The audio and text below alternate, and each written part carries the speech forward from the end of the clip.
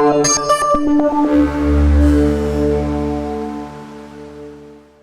some things we have been very successful. I'm into some parts. Right now I'm responsible for a division called technology, and among four different units, and two of them are really technical development companies. One is Nanospace, working with MEMS technology, small engines, small rockets or small thrusts that is made in silicon. And Turanen, he is the president, he's here over there if you have more questions later on. And one other one is ECAPS, working with green propulsion, replacing hydrogen for different as a fuel for satellites. So we are quite happy with some things, but also some parts is quite hard when you try to do things and to be successful. And I would like to take my view on this, what we'd like to have more of.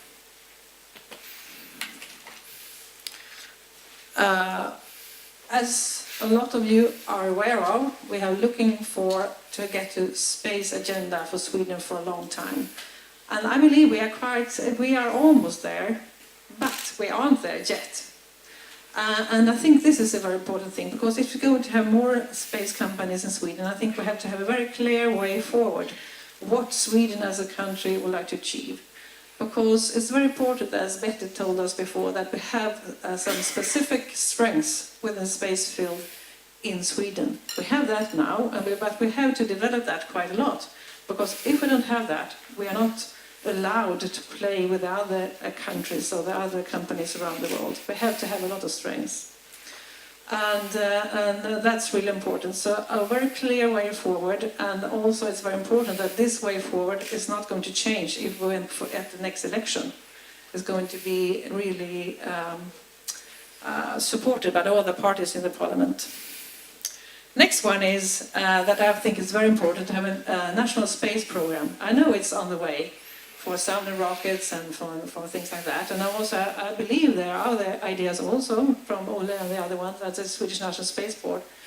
But this is really important, as I said before, because they have to have a basic plate, a basic possibility to have a development. Otherwise, it's really difficult.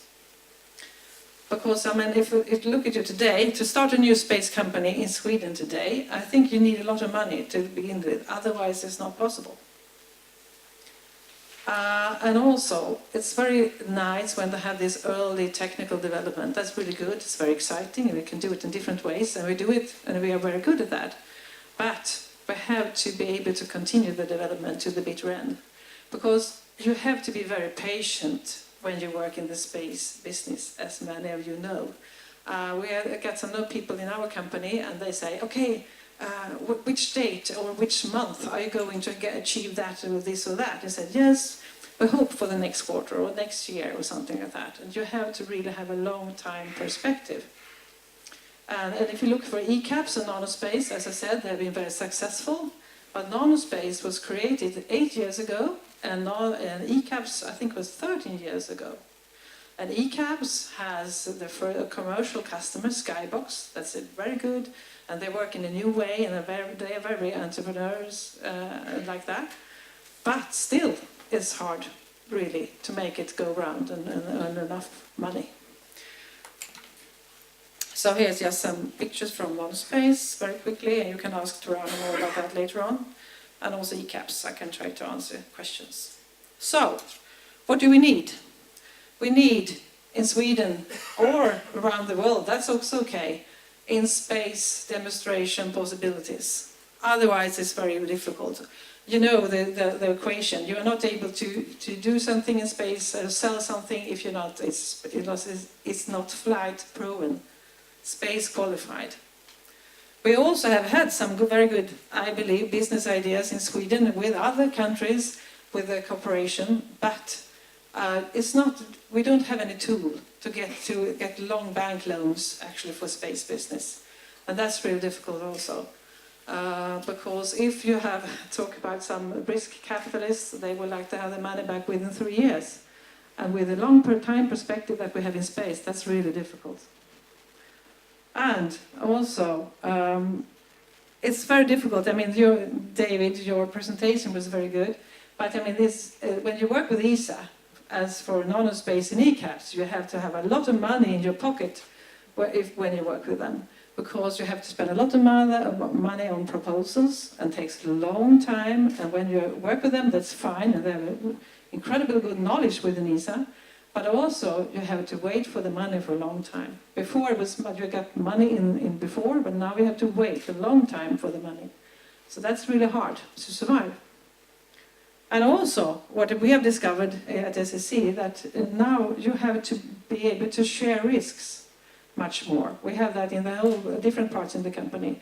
They say, oh, we would like you to be in the team, we have a great idea, but please share the risks.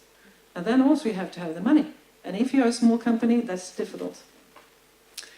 And last, I think we should also dare to do new things. A lot of these companies that we have now in Sweden, the small and the bigger ones, have been there for many years.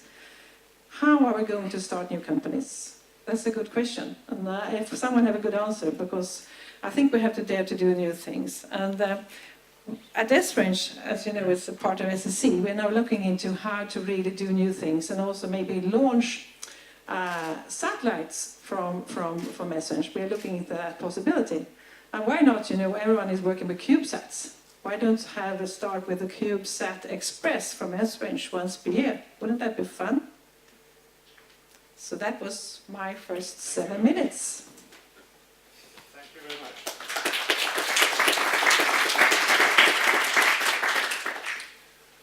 You said that Sweden needs a space policy and a space program.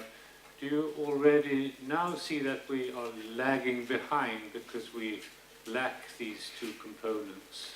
I think it's during the years. A lot of we were writing during the last years. We have been, everyone, as I know, we have been thinking, okay, what is the plan for Sweden? What do we, as a Swedish country, would like to do within space? Because if we know that, we can work together. We can be very innovative and everything. But that is not so clear. We have different strengths, but it's not a clear road forward. So everyone would like to have that. And if we don't, what is the scenario? I think we will not be as successful as if we have that space policy. And a lot of countries around the world have a very clear view forward. But why is it so important when we see now that space is going from government-funded activities to more market-driven activities? But that's just partly true. I mean, it's for this, as what you presented before, that's marvelous, and it's very nice that there's private money into this kind of business. But and as I see it, it's just partly commercial. Some parts, all the countries around the world, have some money from the government in different ways to really support the technical development, and also they're able to be successful within space business, and we need that also in Sweden. Why don't you give up your hopes on government and go to the market instead? Because the present government is only interested in tax reductions, I know, not in funding space research. No, but I mean, there are some tools, but we need some more useful tools. And right now it's been more difficult, because even though we have some very good plans from OLA, Swedish National Space Board, and ESA, but as I said, it's more and more difficult to do that. So you have to start with a lot of money, and then you can take your ideas. But we heard Betty say that, okay, space is of strategic importance to Swedish future, and why isn't the things you want to happening? Yes, ask Betty. But seriously, give us our side of the picture. Yeah, I don't think I don't think people in general. Some people understand, but too few people understand. And also, when you talk to political people, Betty understands quite well, because we have talked quite a lot.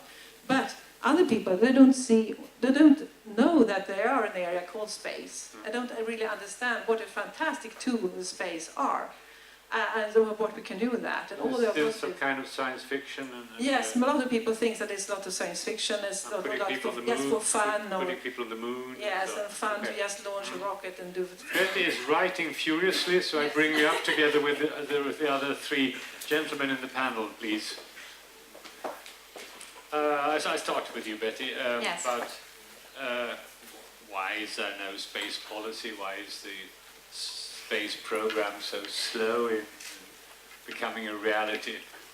Yes, but actually it's now happening, as Anna said.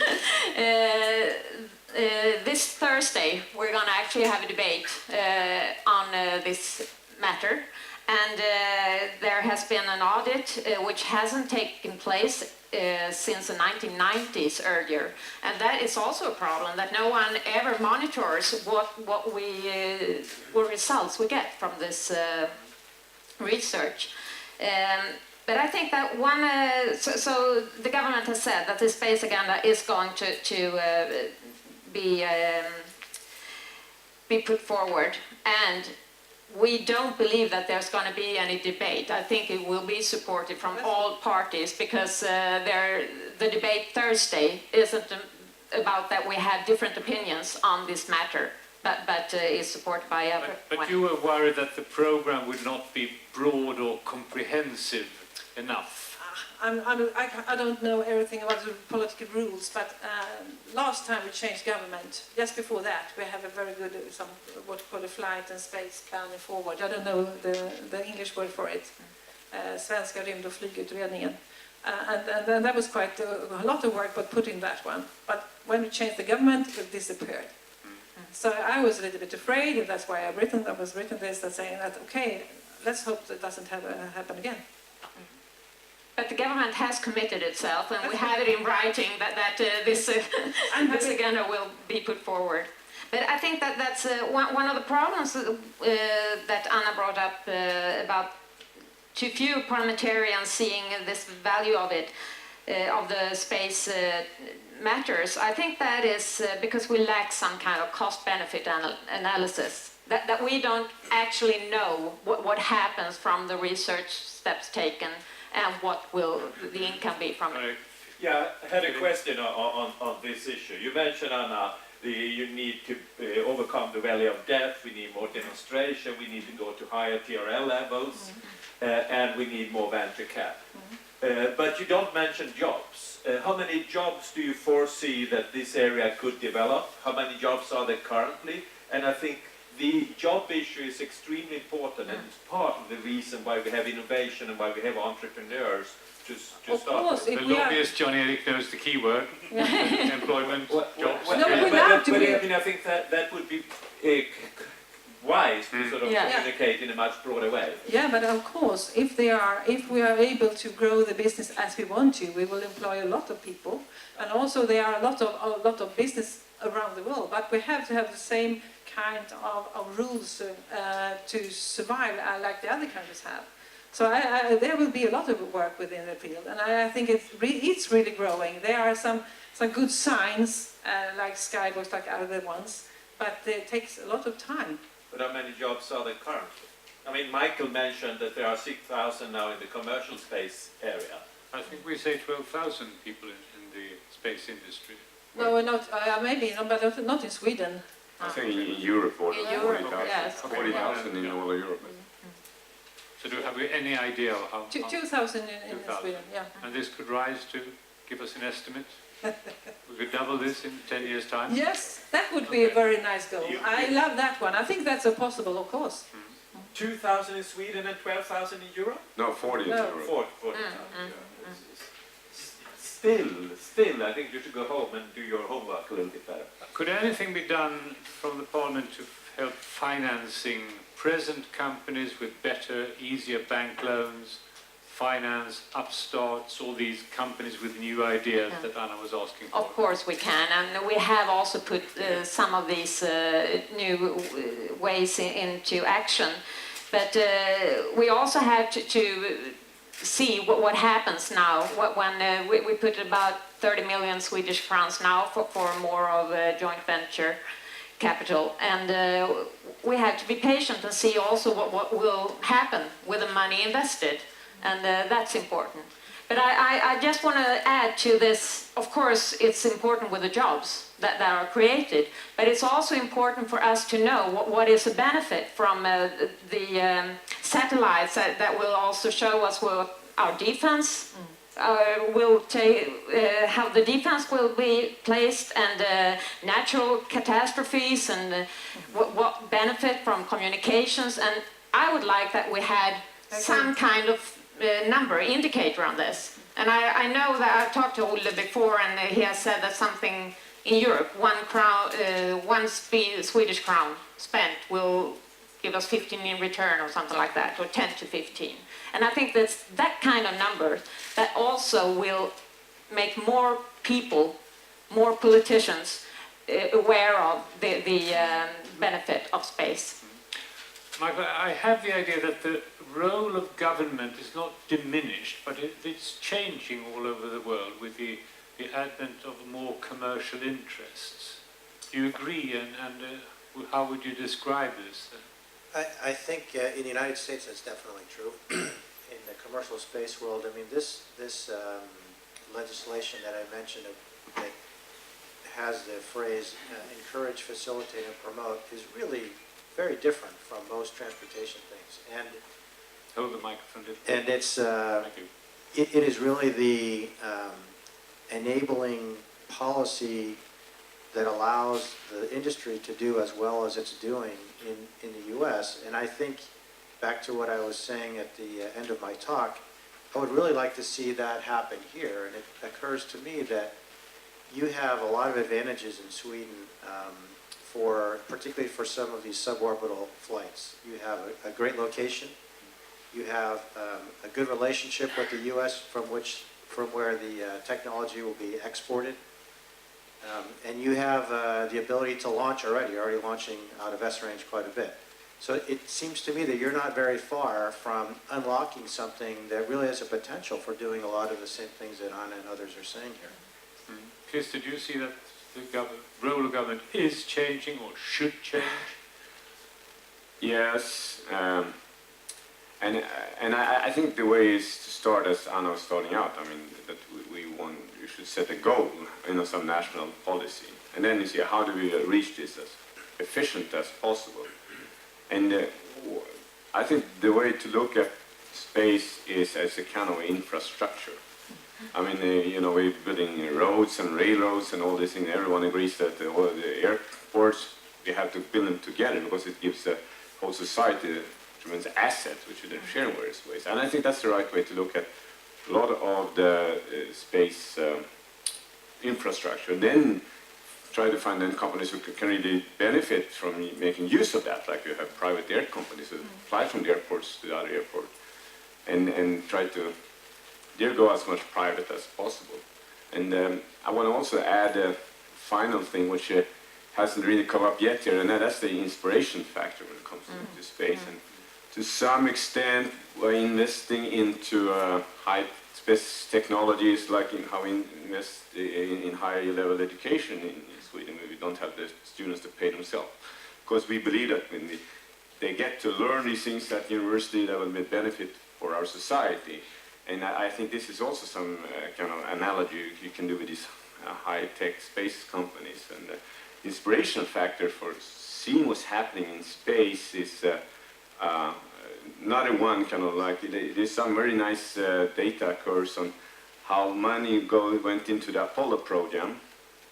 And at the peak on that, there was a lot of money. And then with a shift about 4 years, you have peaks in the number of PhDs in mathematics, in physical sciences, in engineering sciences, which, it's too hard to prove what's the cause and effect, but certainly an indication that there might be a lot of inspiration in there. Yeah, I think this is an extraordinarily important area of what you are doing. I mean, to inspire young people and old people like myself is crucial. And we have a lot of people retiring. We have demography that will shrink the number of kids we have in this country. So I think space has a huge potential and perhaps should be utilized even more and be even more vocal. And that's what I was meaning by saying that you need to also be more precise in terms of jobs. You need to be more precise in terms of communicating everything around space. Anna? Yeah, I would like to add that it's also something, what kind of profile we would like to appear as a country. We have discovered that quite often when the King of Sweden is going to Brazil and other countries, they are a delegation. And very often they ask us, can't you please join us on this delegation?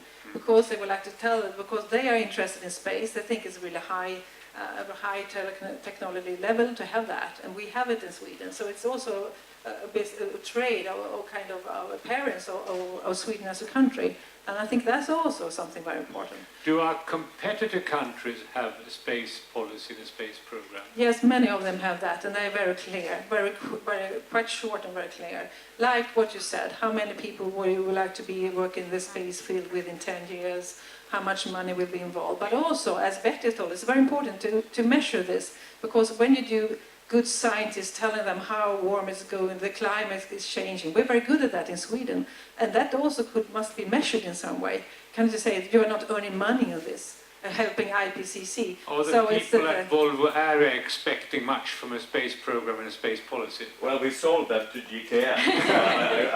I really don't know. But if I go back to Swedish industry in general. 2 years, obviously we were expecting quite a lot from the Swedish space policy agenda. We had 150 people working with making nozzles and these liquid hydrogen pumps. But we learned a lot. Yes. We learned a lot about being part of that. Yes, we did. And we had some of the frustration that was mentioned here with European space agencies. So we experienced that and with the European projects in general. But it was very important. Question 1, question 2. Röd lampa ska lysa. Nu lyser den röda lampan. It's more of an observation than anything else. I agree with Betty that it's difficult, well it's important that it's difficult also in Sweden to justify, to make cost-benefit analysis. And part of that I think is that we're not an aerospace nation. We're not. We have a history of military aircraft, but you don't judge military aircraft in the same way. You don't necessarily look at the cost-benefit. I worked 35 years within the aerospace business, most of those years abroad.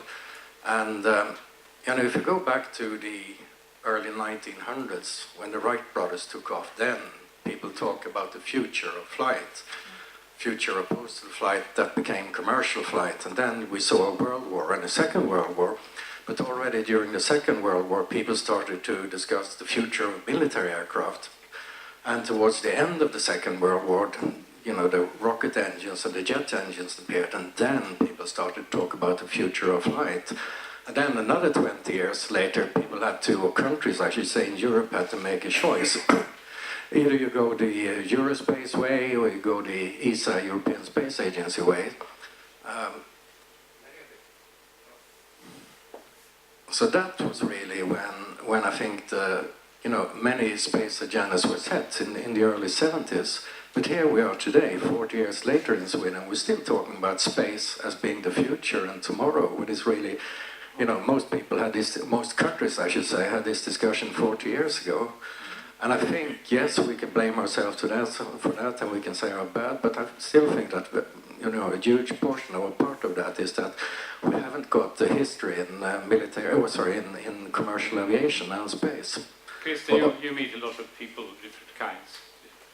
Do they think like this, that space is something of the future? We have to find the next project, the next reason to be in space. Well, one of the most common questions I get is, when will you go to Mars?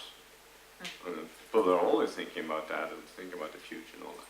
Now, a lot of questions are kind of focused on the human aspects of spaceflight. In Europe, human part is only about 10% of all the money we put into space. In the US, it's some more larger fraction, but certainly people think of space as a future. Next question, please. We haven't been talking about the Earth observation part of space activity, but as you were talking about creating new jobs, I read in a report from ERSK that about 83,000 new jobs could be an effect of the new Copernicus program. And maybe, Betty, you could take that back with you to your debate, that we need to make sure that there's a big chunk of this cake that stays in Sweden. Yes. Anna, I agree. you're nodding very approvingly. Yes, I think that it's a good point. I think it's not, the possibilities and how many people that's going to work in this Satellites is just one of the tools, and then there's a lot of application on that could be really give people job. Surveillance isn't very much in vogue these days, and looking down on people on Earth, I don't think it's very, very popular, but it might come back. May I just, before, we have a big challenge. What you said, Krista, here, that space can be the inspirator for many to choose the science track. Because as you can see from the youngsters today, when they choose what to study during their high school years or what to study during the university time, there are too few that choose this way to go in the science sector, and that is a huge problem for us.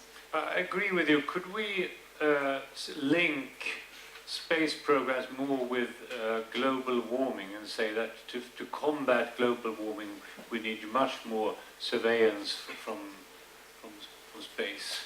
Yeah, yes, it is. And we are in Sweden, we have lots of good scientists, and also we have a tool up there. We have a satellite up there right now called Odin, measuring this, because we have to have all this kind of measurement about water vapor and things like that to really understand what is happening. So that's something that young people really are very interested in. Yes. So that could be something to raise their interest, for example. And I think it was mentioned in the IPCC report that the satellites play a crucial part. Thank you. Thank you. I'm going to